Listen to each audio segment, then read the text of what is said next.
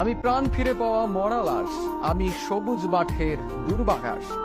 আমি মানি না কোনো হার, বহুবার ভাঙা এই আমি ভাঙি না আর।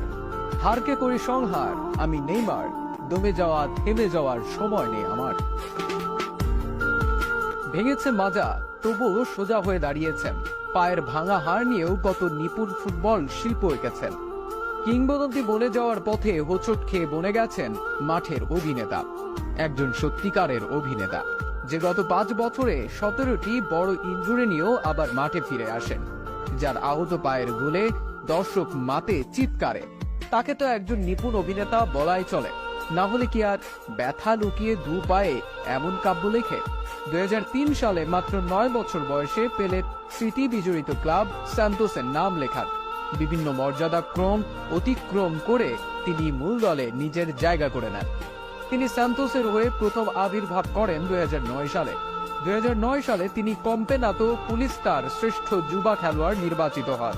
পরবর্তীতে স্যান্তোসে 2010 কম্পেনাতো পুলিস্তা জয় করেন। 2010 সালে কোপা দা ব্রাজিলে 11 গোল করে সর্বোচ্চ গোলদাতা পুরস্কার পান। নেইমার ব্রাজিল অনূর্ধ্ব 17, অনূর্ধ্ব 20 এবং ব্রাজিল মূল দলের প্রতিনিধিত্ব করেছেন। মাত্র 19 বছর বয়সে 2011 এবং 2012 সালে দক্ষিণ আমেরিকার বর্ষসেরা ফুটবলার নির্বাচিত হন নেইমার। 2013 মৌসুমে সান্তোসের সঙ্গে গাঁটছড়া ছিন্ন করে যোগ দেন স্বপ্নের ক্লাব বার্সেলোনায়। 57 মিলিয়ন ইউরো ট্রান্সফার ফিতে নেইমার বার্সেলোনার সঙ্গে 5 বছরের চুক্তি করেন। 2015 সালে ফিফা ব্যালন ডি'অরের জন্য 3 জনের সংক্ষিপ্ত তালিকায় জায়গা পান নেইমার, যেখানে তিনি মেসি ও রোনালদোর পরে তৃতীয় হন।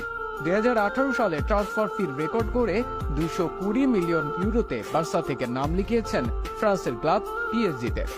নেইমার সর্বাধিক পরিচিত তার তরুণ গতি, বল কাটানো, সম্পূর্ণতা এবং উভয় পায়ের ক্ষমতার জন্য। তার খেলার ধরন তাকে এনে দিয়েছে সমালোচকদের প্রশংসা, সাথে প্রচুর ভক্ত, মিডিয়া এবং সাবেক ব্রাজিলীয় ফুটবল রোনালদিনোর সঙ্গে তুলনা। ব্রাজিলের হয়ে সর্বকালের দ্বিতীয় সর্বোচ্চ গোল করা এই ফুটবলারের ক্যারিয়ার বর্ণনা করা যতটা সহজ, ততটাও সহজ নয় তার পথ চলা। ফিটনেস সমস্যা কিংবা বিপক্ষ দলের অনৈতিক আঘাতে বারবার তাকে ছাড়তে হয়েছে দল, মাঠের চেয়ে মাঠের বাইরেই কাটাতে হয়েছে অধিক সময়। সবকিছু ছেড়ে যুদ্ধ করে যখন নেইমার আবারও ছন্দে ফেরেন, তখনই আবার ইনজুরি নামক রাক্ষস তার সামনে দাঁড়ায়। তবে প্রতিকূলতাকে প্রতিরোধ